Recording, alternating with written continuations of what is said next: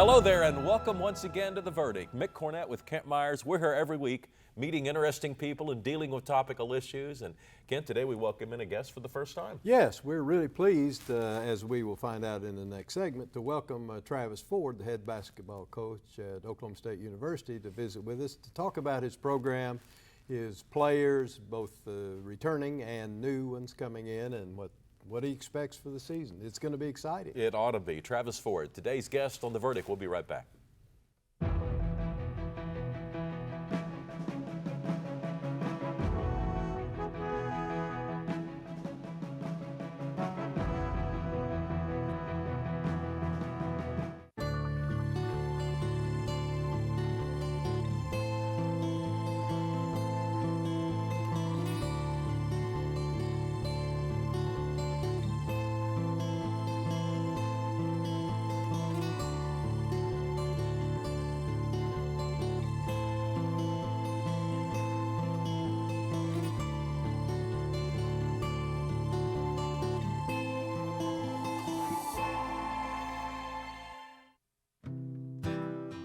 I like the idea of improvisation and starting with not a preconceived idea.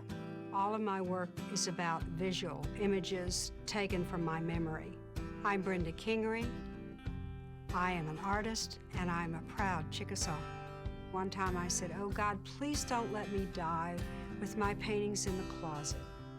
And what I would want them to be is everywhere. I would want them to be loved, to be used, to be respected. You work your whole life doing this. You just keep going as long as you can. And I have such a good background with a 106-year-old grandmother that I've always thought in my mind I would just paint till I'm 106.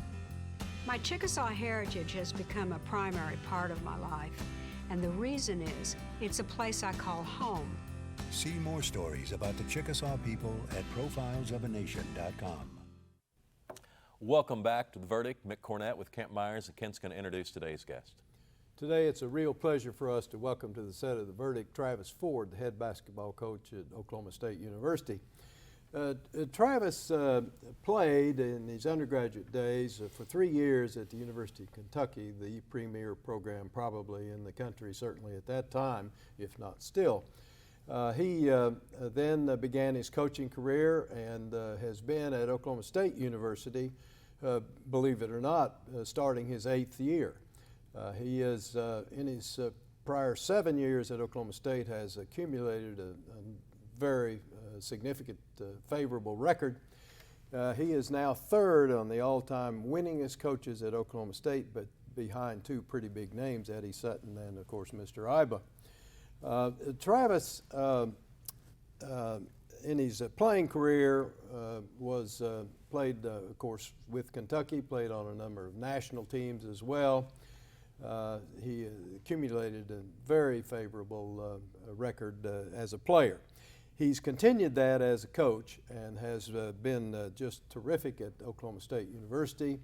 We're really pleased that he'd take time to come join us. Travis, welcome. Well, thank you for having me. My pleasure. Thanks a lot. Excited to be here. Great to have you. And you know, it's been 2 or 3 weeks removed now, but I feel like we ought to start the show just on reflecting about the homecoming incident and how that's affected the university and your team. Well, obviously a tremendous tragedy. You know, you don't think of, you go to a parade and join the afternoon and join homecoming festivities for, as we all know, the greatest homecoming in America, and then something terrible like that happens. But as the Stillwater community, the Oklahoma State community does, everybody rallied around each other, rallied around the victims, the families.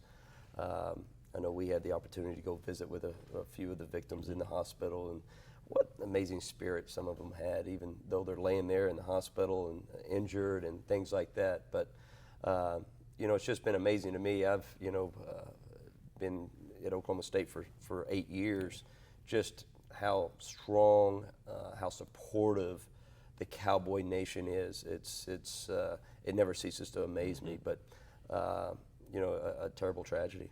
No question the community will rally, and you're going to give them something to rally around when your team takes the court. So talk about the upcoming season. What are your thoughts heading into it? We're excited about this team. A little bit different team than I've had in previous is in the fact that we really only have one true starter back, one player that's proven this is going to be the most balanced team that I've had probably at Oklahoma State. And I think that's a plus. Balance in a positive manner. That I think we have a lot of pieces, a lot of players who can play different positions. We do have some returning players in Leighton Hammonds, who I think is going to be one of the most improved players on our team, who's going to be his roles increased from freshman to sophomore. Now junior, he needs to be a starter, 30 minutes a game, double-digit score, maybe even a double-digit rebounder.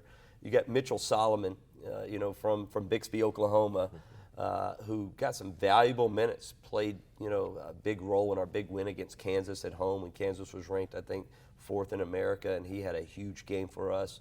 Now his role has changed from being just a role player to probably being a starter. So we've got some really good returning players. Phil Forte, who was an all-conference player in the Big 12 last year, he's going to be a captain on our team. He needs to take ownership of this basketball team. We told him, this is your team. You're the most experienced on the team. And I love the attitude he's playing with now, and I think he's ready for a great year. And then we got some new guys that I think you're going to really be excited about. We have a point guard that's considered one of the best incoming freshman point guards in America, and Juwan Evans. And our fans are going to love watching him play. He's an exciting point guard. He makes spectacular plays. The biggest thing I could say about Juwan is he makes everybody around him a better player, a true point guard. Because nowadays the point guards, a lot of them are scorers and things like that. He is a lead first point guard, calling plays out, passing the ball. We probably need him to shoot a little more than he does, but he is a great point guard, has as good an understanding and feel for the game that I have seen in a long, long time, and I think the fans will see that immediately. We've got another young man, Devon Dillard and Chris Olivier, so we've added several pieces to this basketball team, and I've been telling the media a lot, our success is going to be determined on the whole, as a unit. We don't have that, we've had the Marcus Smarts, the LeBron Nashes, and people like that, which is great, but we're going to be defined, and our success is going to be defined as a whole, as a unit, which is exciting. Talk about your coaching staff. Any new additions? We do. I've got Butch Pierre, who's been on my staff for going on the 8th season. James Dickey came back to Oklahoma State and is on our staff for the second year. And from Harrison, Arkansas. From Harrison, Arkansas. I have to say that for my wife. She's also from Harrison. Go ahead. Well, he'll be proud to hear that, that's for sure. And then we've added Bill Greer to our staff. Bill has been the longtime head coach at San Diego, University of San Diego, and he was a longtime assistant at Gonzaga before that. He helped build Gonzaga to what it is today. So he is new to our staff and has been a major asset. So I really feel like we got a really solid staff that really complements each other. What style of play do you think this team will have? We need to play fast, and that's going to start with our point guard because he is a very, very quick and fast point guard with Juwan Evans and Tyree Griffin, who was a returning point guard that's going to play a lot of minutes as well. He's really been impressive in the preseason for us. We'll be very fast, but we're going to hang our hat on defense. I think with our length and athleticism and our depth, that defense we should be able to wear on some people, and we need to really defend, and hopefully I'm counting on this being the best rebounding team that I've had at Oklahoma State. Now, that's not saying a whole lot because we've never been great rebounders, but I think we have as a core unit, big guys inside, we have the muscle, the size, and the beef to be able to mix it up in the Big 12. You've created a schedule to get yourselves ready for the Big 12 schedule. What type of matchups were you looking for to get this team prepared for January? Well, it's always a challenge. As you know, creating the perfect schedule is a lot of times just as important as your recruiting is. We spend a lot of time on scheduling, depending on what type team you have. And with this team, I think they needed to be challenged, but also gain confidence as well. And our challenges are going to usually come in every game, but we have a lot of road games non-conference. We go to Auburn. We're going to go to South Dakota to play Minnesota. We're going to Miami to play Florida. We're in the Charleston Classic, which is an ESPN tournament with Virginia, Seton Hall, Ole Miss, Townsend, some really good basketball teams. But a lot of these games are neutral site. Yes, they're away from Gallagher, which is always challenging. but they're still going to give us an opportunity, not necessarily on somebody else's home court, but in a different atmosphere than Gallagher, to challenge our team. At home, we have Tulsa, which Tulsa may have one of the best teams they've had in 20 years. They've got everybody returning and a lot of expectations. Could be a top 25 type team at Tulsa. We got Missouri State coming in, and obviously you got everybody in the Big 12 when it gets to conference play coming through Gallagher-Iba. I was interested in your emphasis on defense.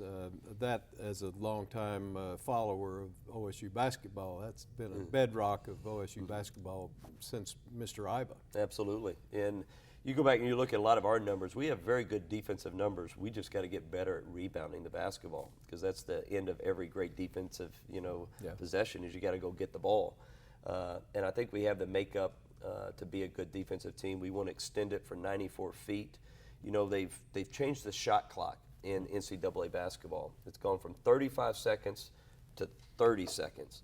And with that going down, 5 seconds is really not a lot. It's really not going to change it a whole lot. But you're going to see a lot of teams that are going to press to try to get teams in their half-court offense with only 20 seconds to go. So that's something we're looking at and we're going to do. But preseason, our defense is way ahead of our offense right now. So in the press, is it more of a trap? Are you trying to we're create gonna have, double teams on the corners? That's a good question. We're going to have both. We're going to have both. We're going to change it up on people. We're going to have one or two presses where we're very aggressive, and then we're going to have one where it's called a tempo press, where we're just trying to slow down the other team, just trying to get them to think, keep them off balance as much as possible. And then we've got some rim protectors behind the press, and Anthony Allen, who's 7 foot, Chris Olivier, who's 6'9", who's a good shot blocker, Mitchell Solomon, who's 6'10". So we're going to have some presence around the rim.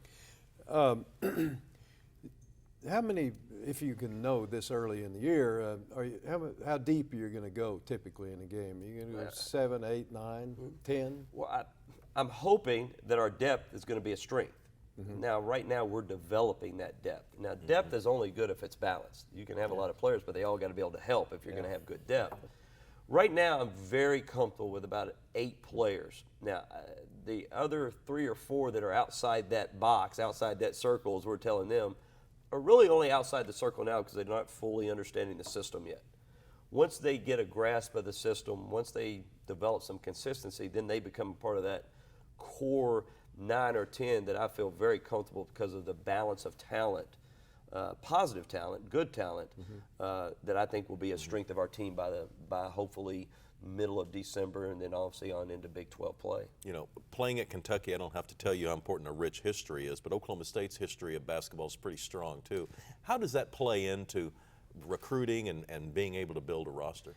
When we talk recruiting, and we're recruiting some of the top players in the country, the first thing we talk about is the tradition of Oklahoma State basketball, starting with Coach Iba.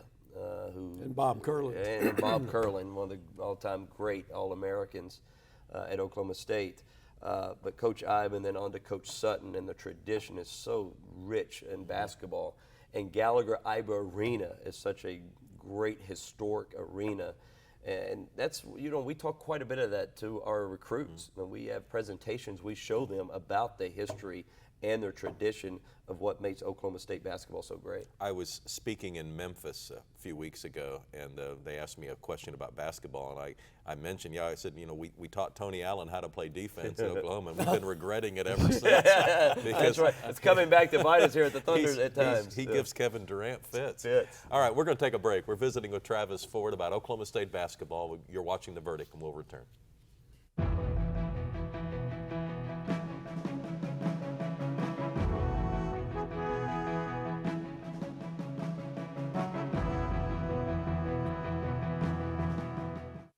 Clean air, water, and land. Abundant American energy. You don't have to choose one or the other. Because for Oklahoma and America's future, both matter. That's why Oklahoma's oil and natural gas producers share valuable 3D seismic data with regulators and scientists, leading to better views of Oklahoma's diverse geology and more insights into protecting our land. Learn more about these efforts at oerb.com/bothmatter.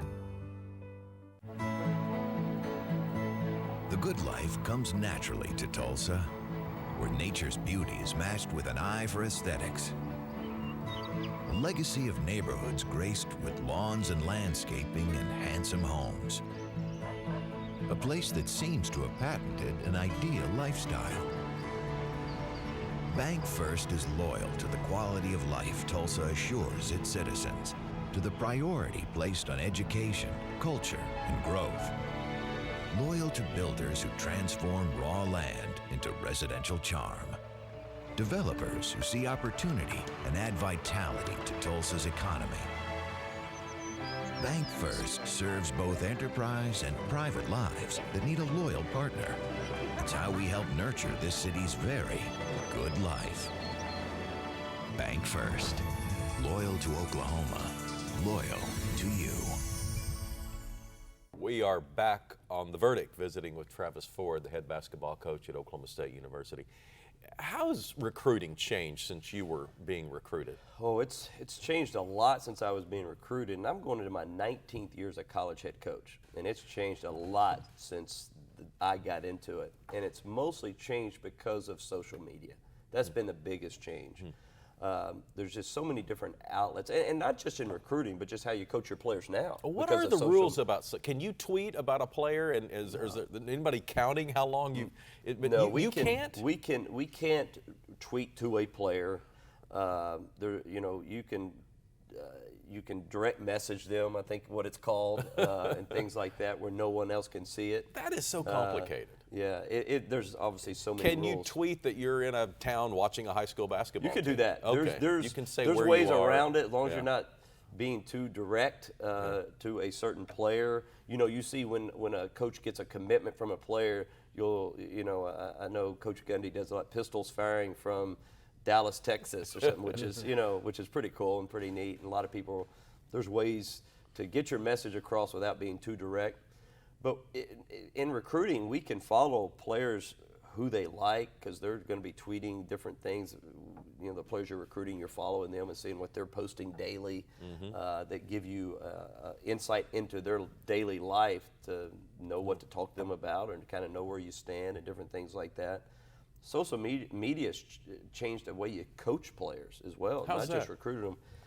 Just nowadays, social media has given all players another avenue. A lot of times, it can be a positive or a negative.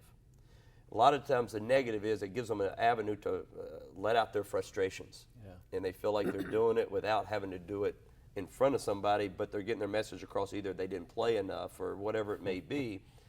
Or it can, as we tell our players, and we bring people in to talk to them about how to make social media a positive weapon for you, to tweet about a teammate, that they had a great practice, or all about the team. Don't talk about yourself. Right. But it is something that obviously I didn't have to talk about to a team 5 or 6 years ago. Well, but it goes the other way too, because fans or opponents' fans can say whatever they want, and there's a good chance the player's going to see it. Oh, and the coach. They're saying a lot of things about me too. So I can teach my players through my own experiences as a coach and as a player.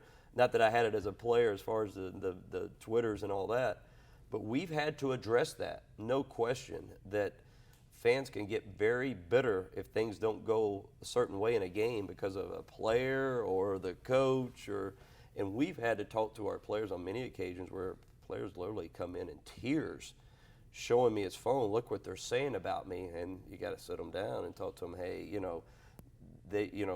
they wouldn't be necessarily saying these things to your face. This is an easy way for them to get out their frustration, things like that. And I really don't understand it in today's society of fans. If you're a Thunder fan, or you're a Cowboy fan, or a Sooner fan, or whatever it is, negativity's never made anything better.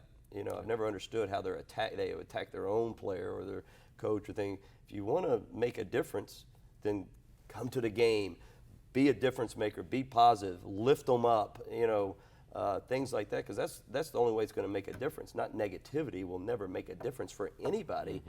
it should be the exact opposite. Kids are peeled off now as 11 and 12-year-olds, put into all-star situations, maybe perhaps travel regionally or nationally. Is that easier for a coach to travel to see a large collection of talented 13, 14, 15-year-olds that might someday develop into a player?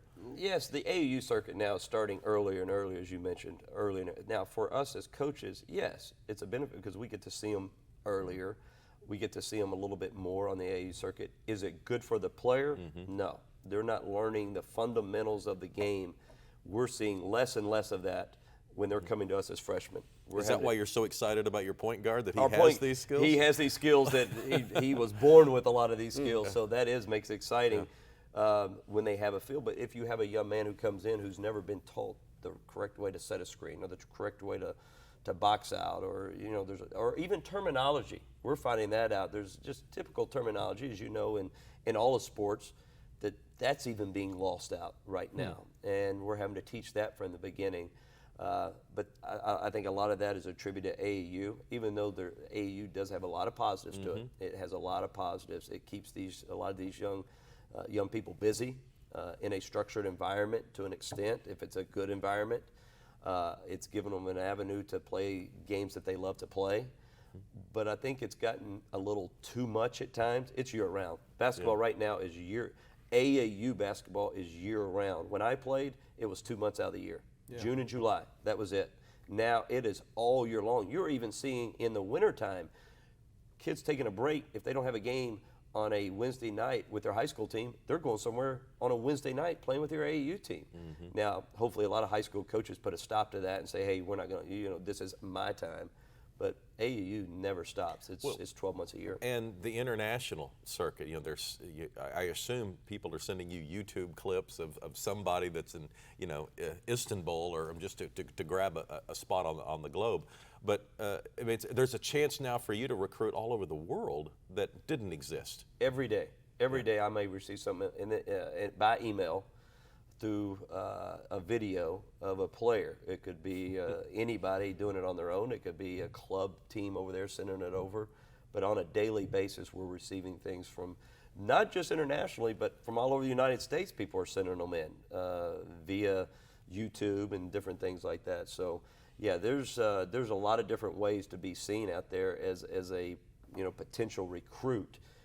It's our job to kind of shift through all of it and figure out, which ones are capable of playing at Oklahoma State and things like that. But it's every day. How do you take video clips or stats and communicate it to a young person, and so they can develop it into their game? It's a fine line. It's a fine line, and personally, I've probably gone a little overboard. We probably give them too much. But I've always but this is what I learned from my college coach, Rick Pitino. Coach Pitino, I think anybody would tell you he's probably the best at preparing his teams for the opponent, and we always overdid it when I played at Kentucky. I mean, it was just all this, and it's kind of like throw a bunch at them and whatever sticks, but you've thrown a lot at them. I've tried to condense it. I'm even going to try to do a better job this year of really defining, because I think you can overdo it and you lose their attention. You lose your own players' attention when you're giving a scouting report.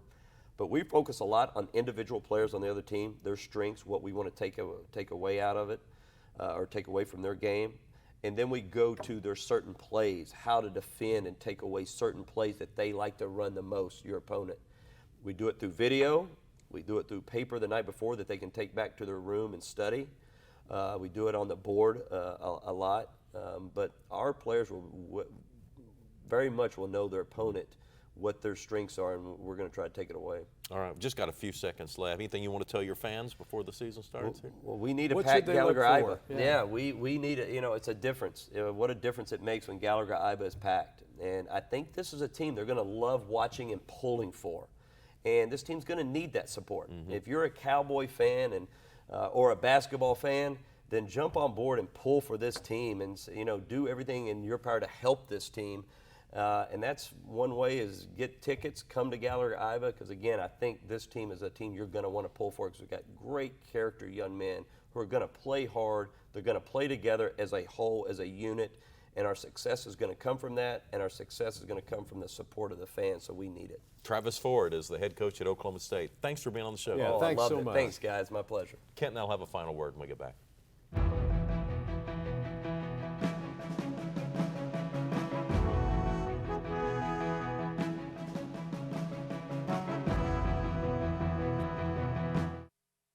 There are now 11 million of us who live here and work here. I was 15 when I came here 6 years ago.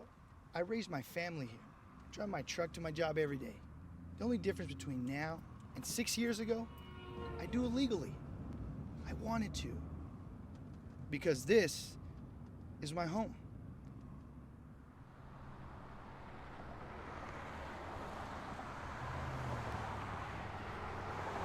All children deserve a life of hope and love, but sometimes they experience a life of pain, neglect, and abuse.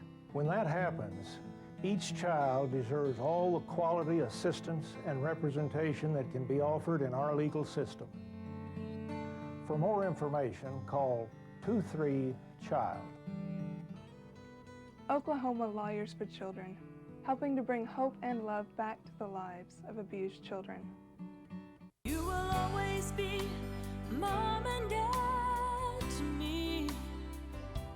We are a very conservative family, and we believe in old-fashioned family values. We have a loving home there, and we love kids, and we have 5, 6 of our own.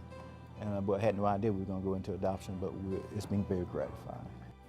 You will always be mom and dad to me. The Journal-Record is pleased to be a sponsor of The Verdict. The Journal-Record, since 1903, the best source of Oklahoma business news and legal information. And for almost 30 years, Oklahoma political, government, and business leaders have turned to the McCarville Report for accurate, reliable, inside information. Visit the McCarville Report online. Welcome back to the set of The Verdict. Mick Cornett with Kent Myers. We are wrapping up the show with Oklahoma State head basketball coach Travis Ford. Really glad to have Travis on. First time I've met him, sure seems like a nice guy and obviously very competent. Absolutely, and you know, the Big 12 is a tough conference, and he has a reputation of being a really solid fundamental coach, and I kind of sensed he's excited about that freshman point guard. And, I did. It'll be interesting to watch how that develops throughout the year.